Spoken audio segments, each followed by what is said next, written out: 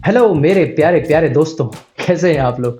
उम्मीद करता हूँ अच्छे ही होंगे। तेरे वास्ते फलक से मैं चांद लाऊंगा, 16-17 सितारे संग बांध लाऊंगा। और अगर तुम्हें फिजिक्स समझ नहीं आती तो मैं ये तुम्हारे काम आऊंगा। करो हाथ जोड़ के मैं। तो यार स्वागत है आप लोगों का आपके अपने चैनल सेमिकीज कॉन्सेप्ट में। पिछले वीडियो में हमने पढ़ा था ग्राफिकल रिप्रेजेंटेशन ऑफ मोशन।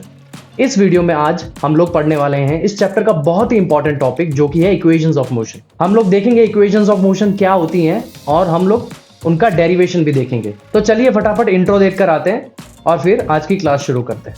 चलो, अभी तक गए नहीं, चलो। तेरे वास्ते फलक से मैं चांद लाऊंगा, 16-17 सितारे संग बांध लाऊंगा। तेरे वास्ते फलक से मैं चांद लाऊंगा, 16-17। तो आज का वीडियो शुरू करने से पहले मैं आपको बता देता हूं कि हमने अब तक मोशन से रिलेटेड काफी सारे वेरिएबल्स पढ़े, जो थे distance, displacement, speed, velocity, acceleration. अब देखिए इक्वेशन ऑफ मोशन क्या होती है। इक्वेशन ऑफ मोशन एक मैथमेटिकल रिलेशन है इन्हीं वेरिएबल्स के बीच में। अगर हमें कोई ऐसी प्रॉब्लम दिखती है जिसमें इनमें से कुछ वेरिएबल्स हमें नोन है और कुछ वेरिएबल्स हमें फाइंड आउट करने हैं, तो हम इक्वेशंस ऑफ मोशन का यूज करके उन्हें फाइंड आउट कर सकते हैं। इन वेरिएबल्स के लिए हम लोग कुछ सिंबल्स का यूज करेंगे। इक्वेशन ऑफ मोशन पे जाने से पहले मैं आपको कुछ वेरिएबल्स के सिंबल बता देता हूं। हम लोग इनिशियल वेलोसिटी के लिए u का यूज करेंगे, फाइनल वेलोसिटी के लिए हम लोग यूज करेंगे v, s हम लोग डिस्प्लेसमेंट को डिनोट करने के लिए यूज करेंगे, t हम लोग टाइम को डिनोट करने के लिए यूज करेंगे और a से हम लोग बताएंगे एक्सेलरेशन को। तो चलिए अब चलते हैं हमारी फर्स्ट इक्वेशन ऑफ मोशन पे, जिसको हम वेलोसिटी टाइम रिलेशन भी कहते हैं। चलिए आप लोगों की अंडरस्टैंडिंग को टेस्ट करते हैं।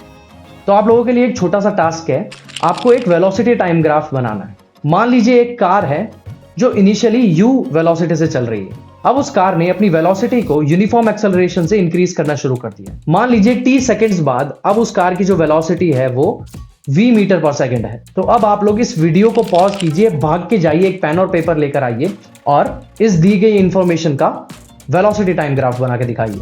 बनाए बिना ही आगे बढ़ गए ना तुम लोग, मुझे पता ही था।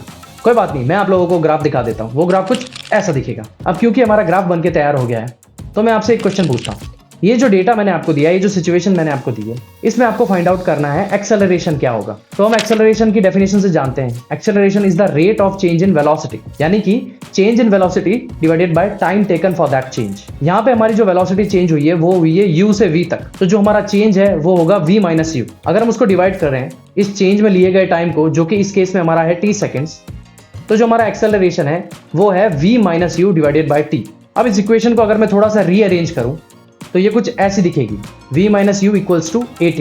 अब मैं यहाँ से u को पकड़ के इक्वेशन के उस साइड ले जाता हूँ, तो हमारी जो इक्वेशन हुई वो हुई v equals to u plus at। यही है हमारा वेलोसिटी टाइम रिलेशन, जिसको हम फर्स्ट इक्वेशन ऑफ मोशन भी कहते हैं।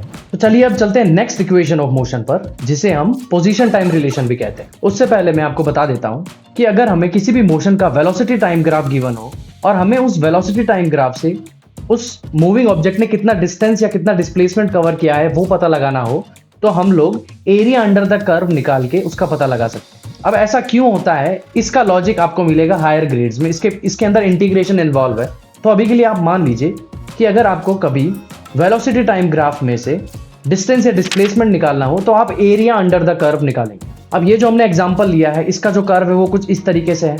अगर मैं आपसे कहूँ कि ये जो कार है, इसने इस पूरी टोटल जर्नी में कितना डिस्प्लेसमेंट कवर किया है, उसका मैग्नीट्यूड आप मुझे बताइए, तो आप इस एरिया को कैलकुलेट करेंगे। इस एरिया को हम दो शेप्स में डिवाइड कर सकते हैं, एक जो कि ऊपर वाला राइट एंगल ट्राइंगल है और दूसरा एक रेक्टेंगल है। तो चलिए इनका एरिया निकालते हैं। सबसे पहले रेक्टेंगल का एरिया निकालते हैं। रेक्टेंगल का जो एरिया है वो होता है लेंथ इनटू ब्रेड्थ। यहाँ पर जो हमें लेंथ दिख रही है वो टाइम एक्सिस पे है, उसका जो मैग्नीट्यूड है वो है t, और जो ब्रेड्थ हमें दिख रही है उसका मैग्नीट्यूड है u। सो जो हमारा रेक्टेंगल है उसका एरिया हो जाएगा u इंटू टी। अब चलिए एरिया निकालते हैं राइट एंगल ट्राइंगल का। तो किसी भी ट्राइंगल का एरिया जो होता है वो होता है half base into perpendicular height. तो हमारे इस केस में जो एरिया हो जाएगा वो हो जाएगा half into T into v minus you. जो हमारा रेक्टेंगल है उसकी जो हाइट होगी वो इस केस में है v माइनस यू। तो चलिए हम इन दोनों एरियाज को ऐड कर देते हैं, जो कि ये टोटल एरिया हो जाएगा अंडर द कर्व। अब जैसा कि मैंने आपको बताया है, ये total area under the curve represent करता है डिस्प्लेसमेंट को, तो इस पूरी इक्वेशन को इक्वेट कर देते हैं एस के इक्वल, क्योंकि एस जो है वो हमारा सिंबल है डिस्प्लेसमेंट का। अब फर्स्ट इक्वेशन ऑफ मोशन जो कि थी v equals to u plus a t, उसका यूज करते हुए हम लोग v माइनस यू को सब्स्टिट्यूट कर देते हैं। तो जब फर्स्ट इक्वेशन को हम देखते हैं उसमें से अगर हम v माइनस यू की वैल्यू निकालें तो वो इक्वल होगी ए टी के। तो चलिए हम इस इक्वेशन में v माइनस यू की जगह ए टी रख देते हैं।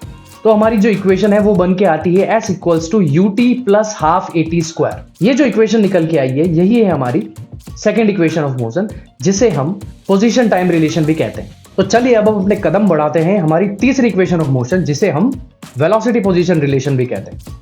इस इक्वेशन को डिराइव करने के लिए चलिए हम फिर से डिस्प्लेसमेंट को कैलकुलेट करते हैं जो उस कार ने ट्रैवल किया। लेकिन इस टाइम हम इस ग्राफ को ट्राइंगल और रेक्टेंगल में डिवाइड नहीं करेंगे। हम इस ग्राफ में जो फिगर दिख रही है उसका एरिया हम एक ही बार में निकालेंगे। तो ये जो फिगर हमें इस ग्राफ में दिख रही है वो एक ट्रिपीजियम है, और ट्रिपीजियम का एरिया हमें मालूम है तुम्हें? मुझे नहीं मालूम। 9th क्लास में आ गए हो। तो ट्रेपीजियम का जो एरिया होता है वो होता है half multiplied by sum of parallel side multiplied by height of the trapezium. तो जो यहाँ पर हमारा जो एरिया होगा वो होगा half multiplied by u plus v multiplied by t, और ये जो एरिया है वो रिप्रेजेंट करता है डिस्प्लेसमेंट को। तो चलिए इस इक्वेशन को इक्वेट कर देते हैं एस। अब यहाँ पर हम अपनी फर्स्ट इक्वेशन ऑफ मोशन का यूज करके टी को रिप्लेस कर देते हैं। तो हम हमारी फर्स्ट इक्वेशन को यूज करके टी की जगह पर लिख सकते हैं v माइनस यू बाय ए। अब इस इक्वेशन को हम थोड़ा सा रीअरेंज करते हैं तो हमारे पास जो फाइनल इक्वेशन आएगी वो आएगी v square minus u square equals to 2as।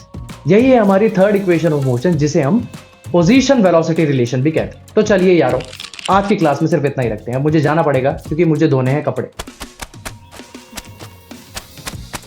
ये जो 3 इक्वेशन ऑफ मोशन आज हमने पढ़ी है इनको आप प्रैक्टिस भी कर सकते हैं। आपकी एनसीईआरटी टेक्स्ट बुक में खूब सारे क्वेश्चन होंगे, या आप इंटरनेट से इक्वेशन ऑफ मोशन पे भी इस क्वेश्चन फाइंड आउट कर सकते हैं और प्रैक्टिस कर सकते हैं। अगर आपको किसी पर्टिकुलर क्वेश्चन में प्रॉब्लम आती है तो आप मुझे डीएम कर सकते हैं मेरे इंस्टाग्राम पे। मैं अपना इंस्टाग्राम हैंडल डिस्क्रिप्शन में छोड़ दूंगा। तो चलिए फिर चलते हैं, मैं जाता हूँ कपड़े धोने, आप जाइए पढ़ाई कीजिए। Bye bye. मुझे एक बात बताओ, यहाँ के लोगों ने पिछले 2 साल से कपड़े नहीं धोए क्या?